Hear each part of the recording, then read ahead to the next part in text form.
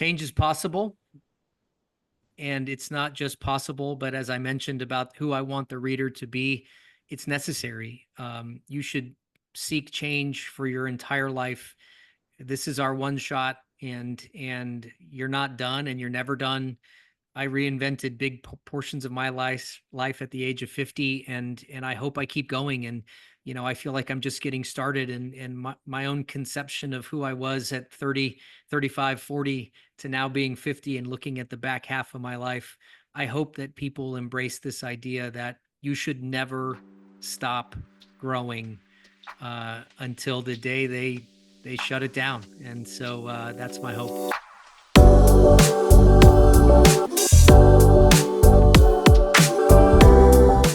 Michael Lopez, welcome to the Book Thinkers Life-Changing Books podcast. I'm excited to chat with you about your book, Change. And here's where I'd like to start. Right in the introduction, you talk about while writing the book, someone asked you an incredibly powerful question. The question was this: who do you want the reader to be when they finish reading the book? How did you answer that question? Yeah, it's funny. I just started writing. I've accumulated a lot of knowledge in my professional life, in my research life, in my coaching life, and so I just started.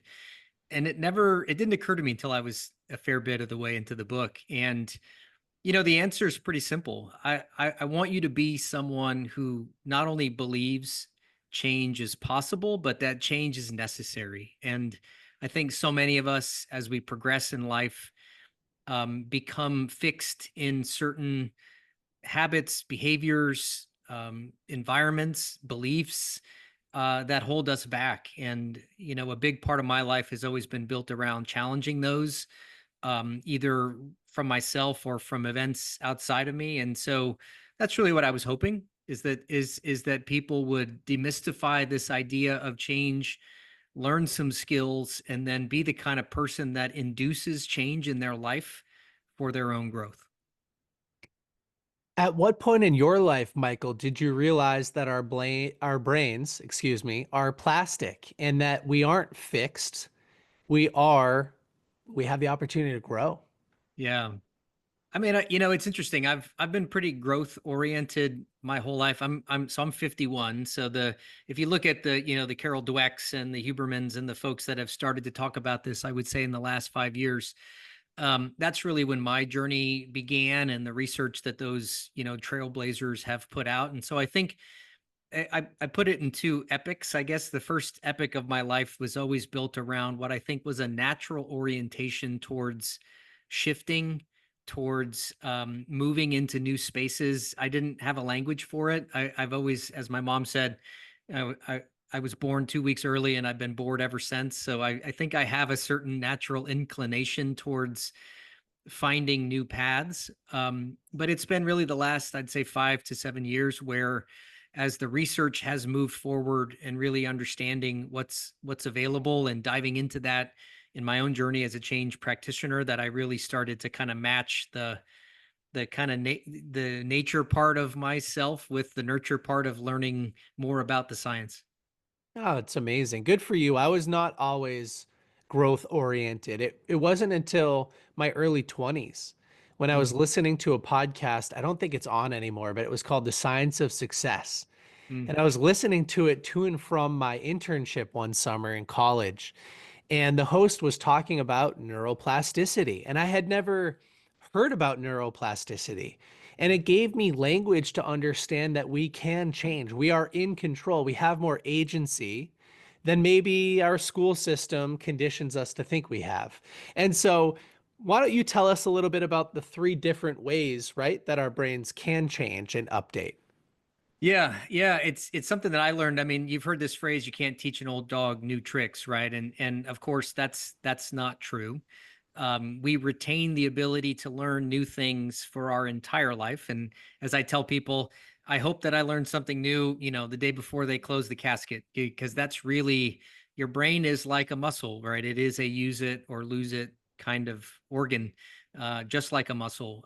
And so there's three ways. And when we're younger, we develop brain cells through neurogenesis, right? Which is this idea that that our brains are building new cells that are learning through experience and exposure. And that is the predominant experience we have. It's why teaching kids new languages at a young age is so much easier than trying to learn it as an adult.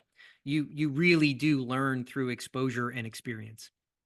Turns out that as we get older, over the age of about 25, not exactly, but you learn through repetition or through lack of repetition. So there's two fancy phrases called long-term potentiation or long-term depression. And it's not depression from the emotional term, but what it means is I learn by repeating actions, which is potentiation, or I learn by not doing things. And that is really where, as a strategy as an adult, you have to kind of shift your thinking about what's required. And it's one of the reasons change is so hard. It takes repetition. It takes a lot of repetition, and it takes something really important, which is deciding not to do something, unlearning behaviors that we have. And I tell people one of the big misconceptions about this idea of rewiring the brain, it's not really how it works. Your brain is, think of your brain as a map of roads that you travel on a pretty regular basis, right? It's like deer in the forest. They travel the same paths, right? And they wear paths into the earth.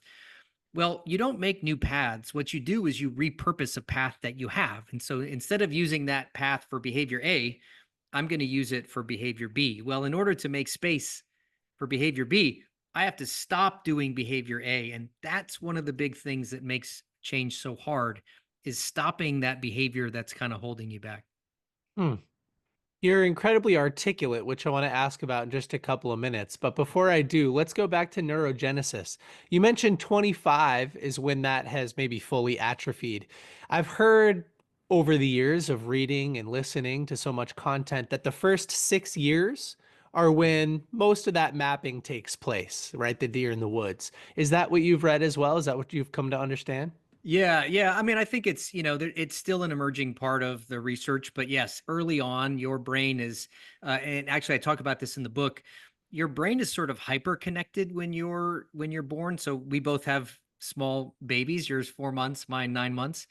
And the way that your brain actually wires itself is there's connections everywhere, and you start to form your own habits and behaviors by stripping away unuseful connections, and that's again through repeating behaviors. So yeah, you can, there's some science around neurogenesis later in life. I think a lot of the research says it's possible in places like the olfactory system, which is where you smell, which I Hmm. think is sort of our oldest sense system in the brain. But that's still an emerging area that a lot of people are working on. But yeah, the first part of your life is just built around, kids are sponges, and it's how your brain really learns everything. And it's why I'm critical of a lot of adult learning methods, because as an adult, right, you don't go to a 30-minute training session online and pretend to be different, right?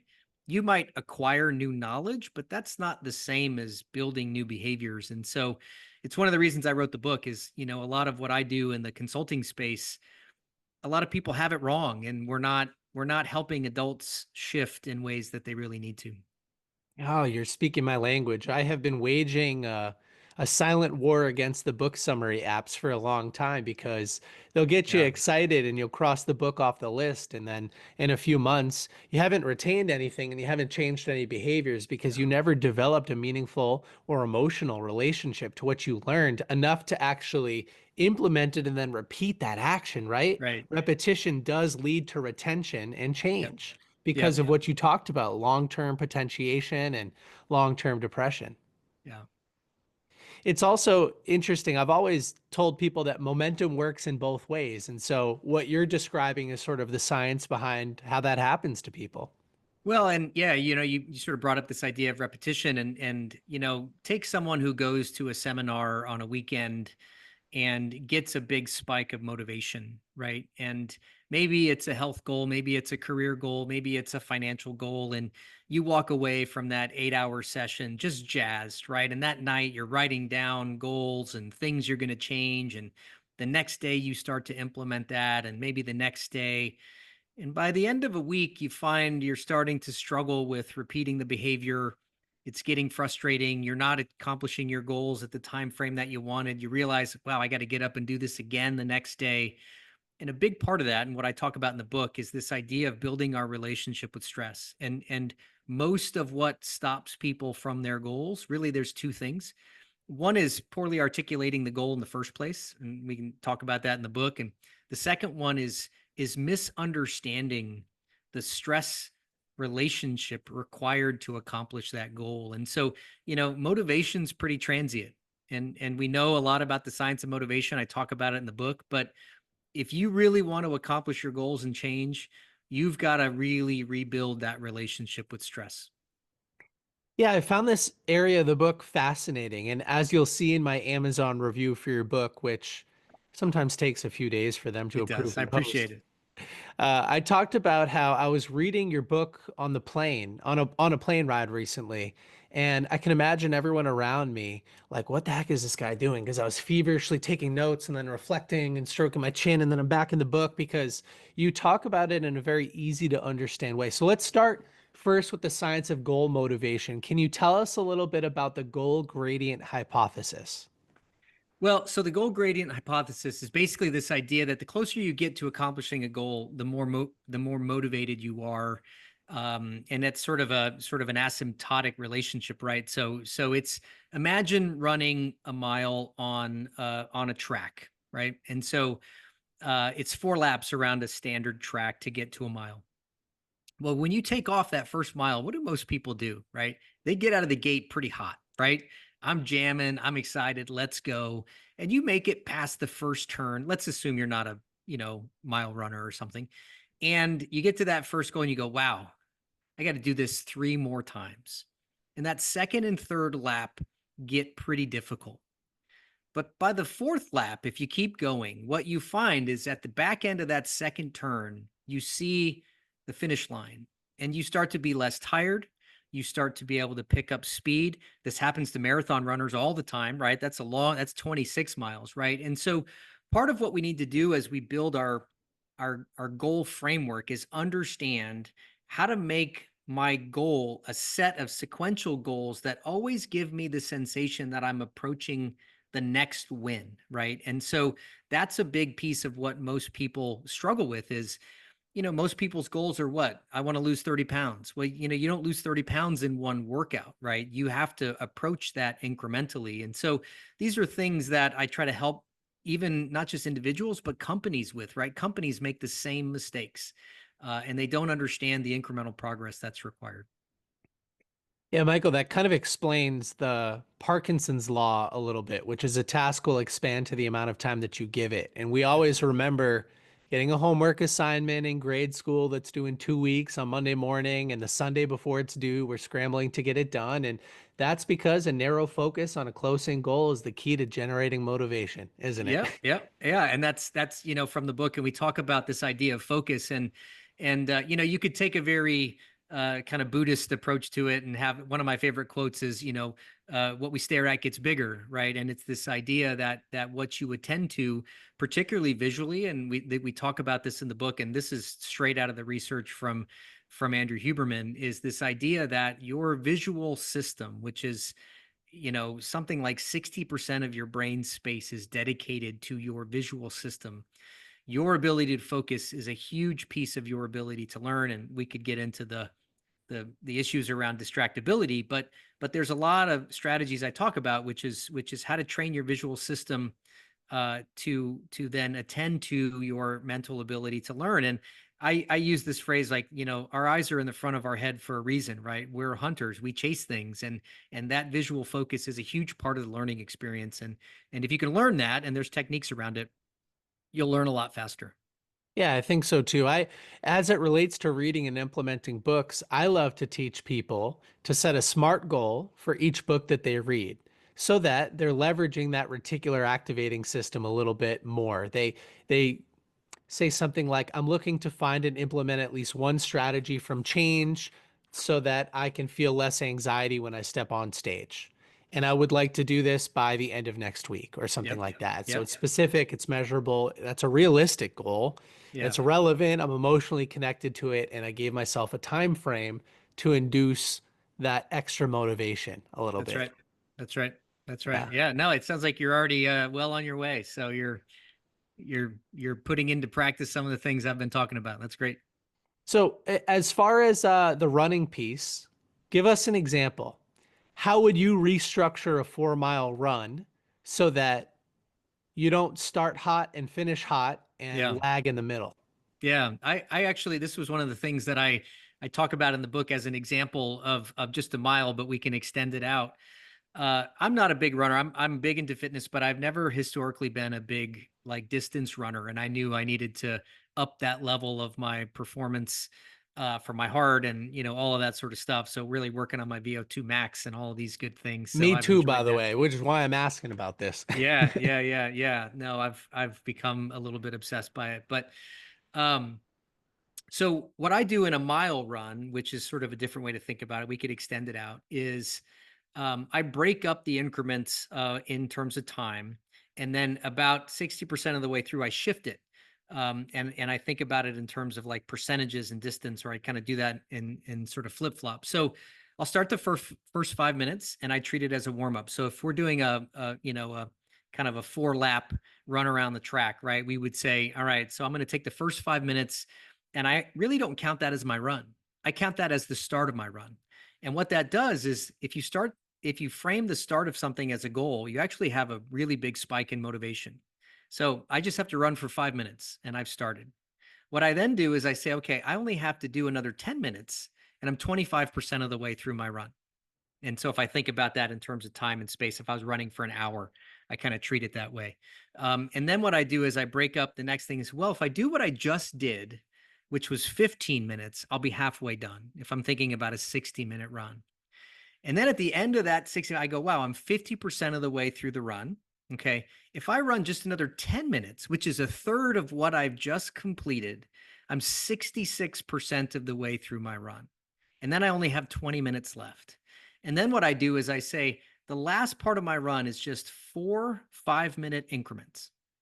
And if I treat each of those as kind of 4 quarters of a game, football game, I played football, so that's my analogy, then I only have to knock off 4 small increments. So you could take that and extend it to anything, right? You can take it in terms of time or take it in terms of distance. But instead of treating my, weekly hour-long run as some boring hour-long thing that I'm not looking at the time I've completed, but the time I have left, I I break it up into a series of small wins. And what that allows me to do is keep my motivation. And what ends up happening without fail is I usually run that kind of run about, it's very easy, like a 5 mile an hour. I'm just keeping it. But the last 10 minutes, I'm like 7.5, 8, right? I'm sprinting. I've run for 50 minutes, and yet I seem to have more energy at the end than I did at the beginning. And that's all by sort of regulating and creating gates to my motivation along that process. Oh, well, thank you for taking the time to explain that. Yeah, a little bit of It's detail there, but yeah, it actually works. So yeah, well, that's what's useful for the audience. It gives everybody listening or watching today's show something to go out and practice. And it reminds me of that old adage, how do you eat an elephant one bite at a yeah, time? And how do you yeah, run for an hour? You chunk it down into these small kind of like Christmas morning moments where you're constantly feeling excited and energized to complete the next task. yeah, yeah. And well, look, let's be clear. You're not always ready for that experience. You're not always motivated as much as you try to trick yourself. You're still a human being, right? But I go back to this idea of rebuilding your relationship with stress, right? And so it's a big piece of the conversation, and maybe we'll get there, but it's also about rebuilding your relationship with effort, right? And so a lot of what we talk about in the goal space is less about accomplishing goals and more about pursuing goals, right? And we know from the science of motivation that the brain is in its most heightened state when it's striving, when it's pursuing, when it's chasing. And so that's part of what I help people try to also figure out is to be in a perpetual state of pursuit. That'll keep you a lot more motivated, a lot more dopamine spikes that are really good for you and all that sort of stuff. Well, you're a good example of that. Before we press record, we're sharing each other's calendars a little bit, and Yeah. you are always slightly overcommitted. And I would imagine that's because you are always in pursuit. You're Yeah. always leveraging the art of anticipation. You've always got something else going on. And that's how we compound progress, right? That's right. That's right. And I mean, there's a lot of this 1% better every day, kind of methodologies. And I'm a big believer in that and for a lot of things. And so, this idea that I've made myself in some way, shape, or form just a little bit better. And it's kind of the point of the book, right? And the point of the book that you asked me at the beginning is to be someone that's constantly in a state of finding improvement opportunities in whatever aspect. It doesn't mean being relentlessly focused on improvement in such a way that you're not enjoying the life you're living. It means enjoying the pursuit of progress, right? And so much of our change goals are built around trying to avoid things we don't want to do. And a lot of my job is rebuilding people to focus on chasing the things they do want to do. And it's one of the quotes I put in the book, right? Which is, you are what you repeatedly do. And it's one of the classic Aristotle quotes of all time. And I think there's some really important wisdom in that. And so be someone who's always pursuing change, and you'll be really amazed at what you'll accomplish. You'll accomplish goals you didn't even know you had. And that's really kind of the point. Yeah, yeah. Progress is happiness. And we're always either running away from pain or towards pleasure, and it's more fun to run towards pleasure, right? Yeah, yeah, yeah. Or just making running the pleasurable part. Yes, That's yes. right. That's right. Yeah. I love it. So you mentioned, and I want to make sure we touch on it quickly. You mentioned rethinking our relationship to stress. What did you mean by that? Well, I think, there's a lot of I think there's a lot of layers to stress, and we we tend to lump all of those layers into one big category. And I think it's important that we understand the nuance of stress. And I talk about this in the book, and I say this disclaimer every time. Long-term emotional, traumatic, detrimental, big effect stress is bad. It's always bad. It needs to be attended to by professionals, and people should get the support that they need in those circumstances.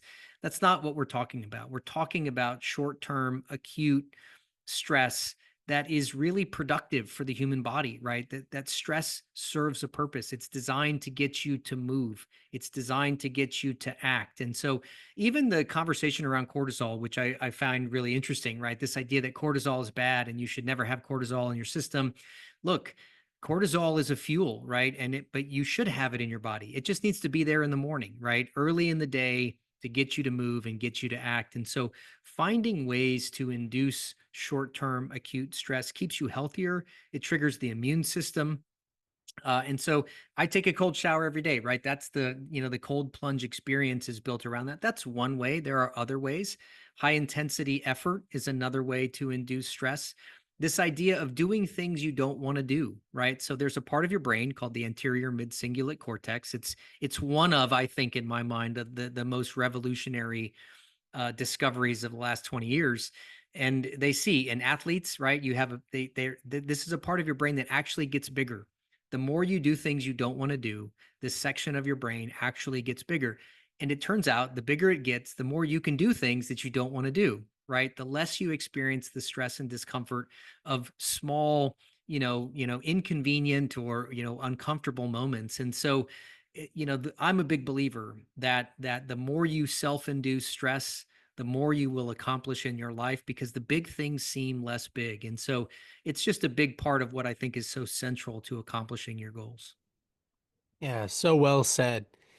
I I jumped into the cold plunging, cold shower, I guess you would call it hype a couple The of years craze. ago. Got a cold plunge for my house, did it every day, posted about it a lot on social media. And I found that what you're highlighting is very true. Willpower is transferable. The ability to get in the cold plunge also made it easier for me to do other activities Yeah. unrelated to cold exposure that I didn't want to do. So is that a good example of what you're talking Yeah. about? Yeah. I mean, look, I get up in the morning, and I sort of say to myself, the worst part of my day will be over in 5 minutes. If I can just get up and do it, and it's done, and you get out, and look, there are real dopamine effects from cold water exposure, and it's been well studied, and there's still some controversy around it, how much, how long, those sorts of things. But for me, it's less about the sort of the hormonal effects that I get, and it is really that conversation you have with yourself before you do something you don't want to do. And what I tell people who are maybe hesitant to step into these moments, particularly difficult moments, fearful moments, is on the other side of this experience is a version of you that you haven't yet met but can't wait to meet. And if you can do it, and you can do it, the world opens up to you in some really amazing ways. Yeah, it's I would say I've met a very interesting version of myself that you're totally right. Wouldn't have existed if I didn't do that every day. And by the way, kudos to you. I did 75 hard phase one at one point, which was 30 days of cold showers, 5 minute minimum every day. And I found cold showers more difficult They than the are way cold harder. plunge. They are way harder. Yeah. I will have that debate with anybody, but it's much harder to get numb, right? Because the water's always moving around. And so yeah, it is my wife does it, and we kind of, we hold ourselves accountable. We have a little accountability partners, and it's always a test to who goes first, because you never want to listen to the person go before you, because then you're like, oh man, it's even worse now. So we actually race to go first. And then it's fun, right? And then it becomes something that is both difficult, but it's the pursuit of the uncomfortable that actually makes it worth it. So it's great. Yeah, I got a little speaker for my shower, a little waterproof one, and I found a number of songs that were at least 5 minutes long that Yeah. were upbeat that I'd have fun with. And Yeah. same thing, my wife hears a mixture of screaming from the shower as Yeah. well as like, maybe some rap music or something That's like right. Yeah. Yeah. Hey that. man, I mean, we all have strategies to get through it. I'm just more of a breather. But it's just become something that we've really enjoyed. Look, there's a lot of ways, saunas are great ways. It's a different kind of stress response. Exercise, you can induce a lot of that stress response just through breathing. And there's a lot of great strategies around breath work that can actually induce the adrenal glands to create that similar response. So a lot of options available. I would just encourage people to do their research. Don't jump into cold water without someone around if you've never done it. Those sorts of things, all the appropriate disclaimers about safety and that sort of thing. And I talk about those in the book. Yes. And by the way, not only would I argue cold showers are harder than cold plunges, but a cold shower at 45 degrees is harder than a cold plunge at 33 degrees. So there's like a very big difference I've Yeah. found. Before we move into the next part of the conversation, which is going to be about the process of writing your book, I think we've done a great job highlighting some of the principles that you teach in here. Where can people go to find a copy of the book if they're like, oh, I want to learn more about what this guy Michael has to offer? Yeah, it's available at all the major retailers, Amazon, Barnes and Noble, Ingram. All you need to do, if you want to go to Amazon and just go ahead and search Michael J. Lopez change, and it'll come right up. On my website, michaeljlopez.coach, there's a link right there at the top. You can find it on my Instagram. So it's pretty easy to get a copy, and it's kind of everywhere you would find a book that you want to find. So Okay, well, we will link everything in the show notes. Great. appreciate it. So going back to the front half of this process, when did the moment strike where you said, I'd like to consolidate everything I've learned and everything I've been researching into a book? Why a book? Well, I've worked in big consulting for a long time, and I talk about this a little bit in the book. I actually started writing the book about companies and organizations, but I shifted partway to writing about individuals because I knew I needed to go back to this foundation of, the science of change is kind of the unit of measurement is the person, right? No two brains are the same.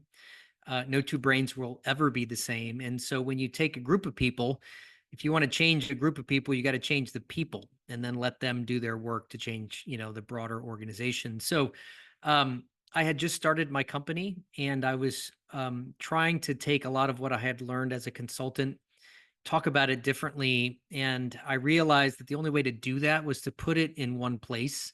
I had been encouraged by folks to kind of, write a book for a while, and so it really became a little bit of a perfect storm between moving into this new phase of, building my own business, building my own brand, and then trying to have a conversation differently around change that wasn't just about what I'd call the pop culture version of the change conversation. I have a very strong belief that we were selling people the easy button And I knew, given my life as a coach in sports, working with the military, working with organizations, that there is no easy button. And so I wanted to put everything in one place. And so right around this time last year, actually January 3rd, I think, or 4th of 2024, I started building my outline, and I finished the first draft on July 15th. So it took me about 7 months. Yeah, and that's amazing. What did you learn about yourself in the process of writing the book? Did anything surprise you about your own habits or behaviors or thoughts? Yeah, wow. It's funny. Well, this is going to sound a little bit, I've always enjoyed writing, and I've always been a pretty good writer, and I've enjoyed the process of writing. Writing a book is different in the sense that I've written, in college, you write a paper. It's about the discovery of what you learn as you're writing that I think for me was the biggest Mm. insight. Yeah, like I said, I started with a plan, and having a plan is good, but it's a lot like change in the way I talk about it. What you learn about yourself is a what's possible, but I think b I changed a lot of my beliefs and some of my hypotheses and some of my frameworks along the journey. So I was educating myself in the process of this, going back through the studies, rereading the research, relitigating my own experiences and thinking differently about what I had gone through, and then letting the creative process kind of pull all that together. I think the last thing that has been really, I've been very flattered by the feedback you mentioned at the beginning. As people have said, it's very easy to read, and I first thought of that as like, oh, it must means I'm kind of a boring writer. It's kind of simple. And what people have said is that they feel like I'm talking to them, that I'm just telling them stories about my experiences, and so that conversational part of the book for me was fun because I think I was talking to myself along the journey, telling the stories the way I'd want to hear them. And so it was just really fun to kind of have that all come out along that sort of journey, and then being done and looking back and sort of re-experiencing that was really, really part of the fun. Well, kudos to you for having that awareness. One major mistake I see a lot of authors make is they say things like, I am writing this book for a younger version of myself, Oh. but they don't write a book that would attract or retain the younger version of themselves. And so it sounds like you did Interesting. do that. It sounds like you would have enjoyed reading this book and it would have accelerated your learning if you had read it when you were younger. And that's exactly what the book is supposed to do.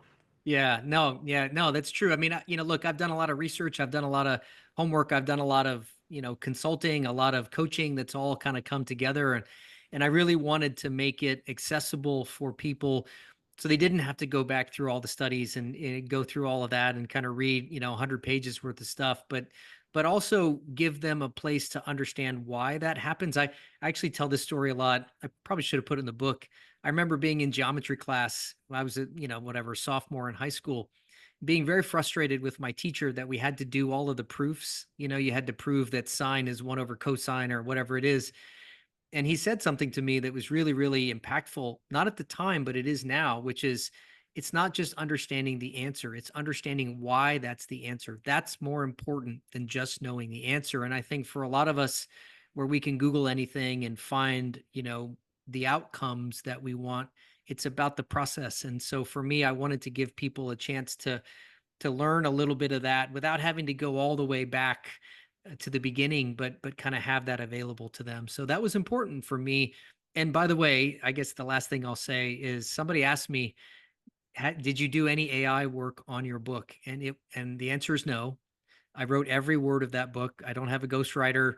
And for me, it was important to earn the right to call myself an author and to go through that process. And so back to effort is the goal and effort is the reward. And so I just really, that was meaningful for me.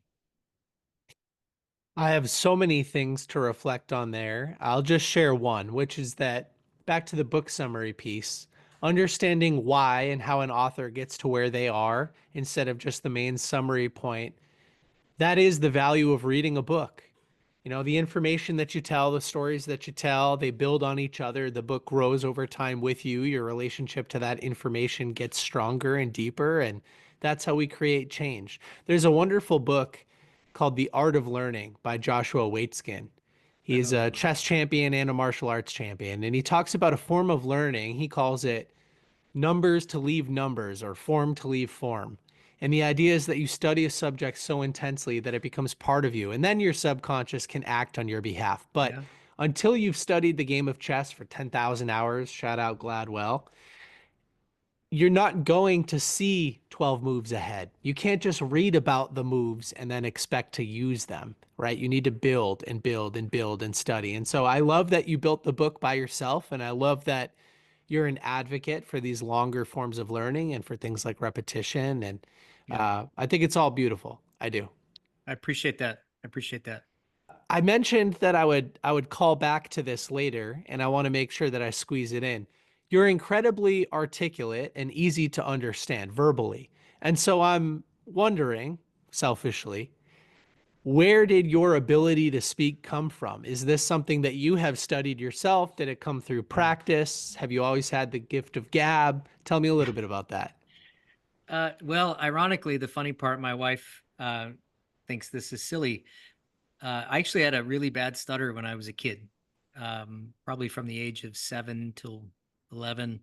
I never went to speech therapy or anything like that, but it's really through practice and repetition and doing it. And I think again, practice is the biggest form of learning that you can have. And so, I one of my first jobs, I talked about this in the book. I spoke at my college graduation. I've always, I think, been comfortable speaking and sharing and thinking and shortening the distance between a thought and a word. I've certainly screwed up more than more than I'd probably like to report, but a very distinct memory working in the Pentagon at a very early age. I won't spoil the whole book, but I've been in some rooms in front, at 23 years old in some pretty high pressure situations to the point where my voice cracked in front of, the chairman of the Joint Chiefs of Staff at 23 years old.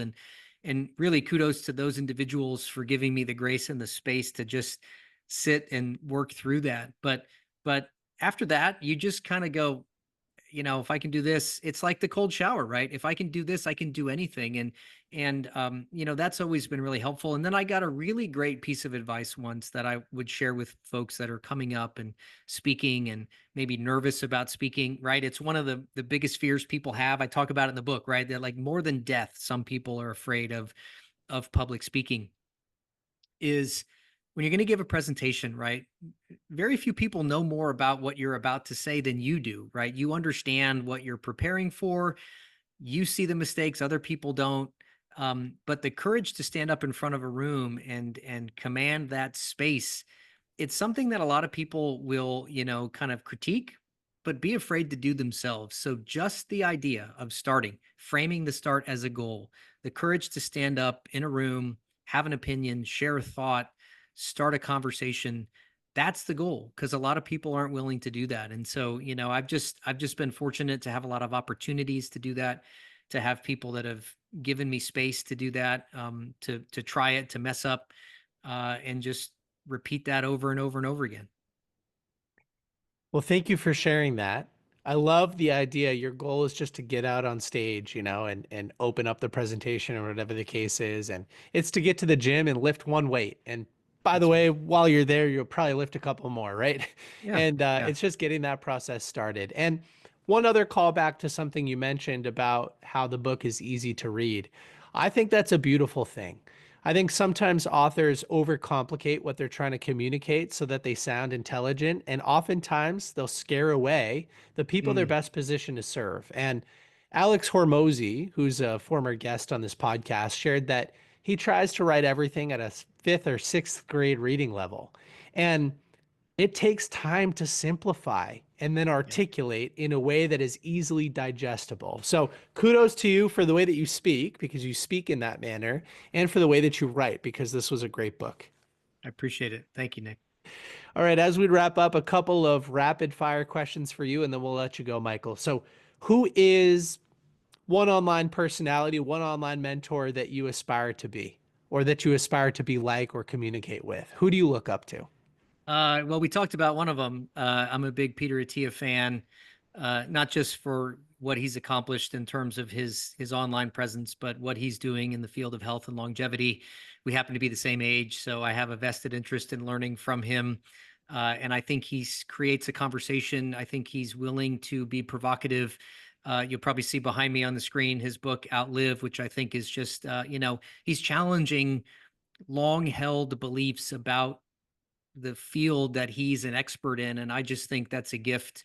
I'm a big fan of Huberman and what he's done. A lot of his early episodes in the 2021 timeframe were part of what inspired me to build on a lot of the research that I've then done that, came from him, and his early episodes were a big piece of that. So, and what I love about, we just talked about this, but what I love about them is they're taking complicated concepts and they're not afraid to bring that to people, because look, this is difficult. It is science. There are, complex dynamics at play, but people can learn them, we can talk about them, and we can simplify them so they're accessible. And so I've just really been impressed. Hopefully I end up on their podcast someday, because that would be just this kind of a big fanboy moment for me. But yeah, those are two big. I'm a big fan of the both of them. Sorry. I am too. What is one book that inspired you? We mentioned Outlive already, so let's move that off to the side. Do you have any mentors in the author space, people that have written books and you thought, wow, like that was mind blowing? What was the last time that happened in your life? Yeah, actually, one of them is I reference in the book. So there's a great book called How Emotions Are Made by Dr. Lisa Feldman Barrett. It has there aren't that many books that have, I think, in my mind, fundamentally changed our understanding of how we experience the world. And that, I think, it really is one of them. I mean, it really just was mind blowing, pun intended. And I'd say the other one, if people haven't read, but I try to at least once a year read Man's Search for Meaning. It never gets old. It is timeless. It's probably one of the most powerful books that I think exist in the world. And so for me, those two ends of the spectrum, right? This idea of understanding how our brains operate, and yet our deep, intense desire and search for understanding who we are and why we're here and what we're here to do. Those things for me are just really powerful. Oh, well, thank you for the recommendations. Man's Search for Meaning was a subject of conversation with my wife today when we were on a walk with my dog and talking Wow. about that space between stimulus and response. And what a beautiful book. There are a handful of books that I try to read on a yearly basis, and that's not one of them, but it should be. I've only read that Yeah. book once or twice. Yeah, and what's so great about that is that idea of, man, this space between stimulus and response. If you read his book and then you read How Emotions Are Made, it's actually the same conversation, one on the philosophy of meaning and purpose, and the other is actually the science of what's happening in that Mm. space. It's a fascinating juxtaposition of those two experiences, and maybe we should have a whole conversation about that someday. Yeah, we might have to after I read the emotions book. Okay, final question for you, and then we'll let you go, Michael. If your book was deleted, but Mm. you could leave the world with just one message from it, what would that message be? Change is possible. And it's not just possible, but as I mentioned about who I want the reader to be, it's necessary. You should seek change for your entire life. This is our one shot, and you're not done, and you're never done.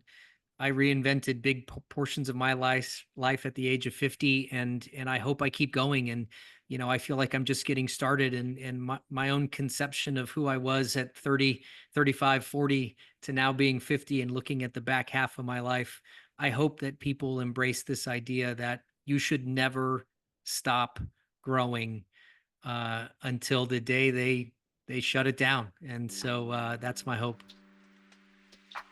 Mic drop moment. All right, we'll end it there. Thank you, my friend. I appreciate you.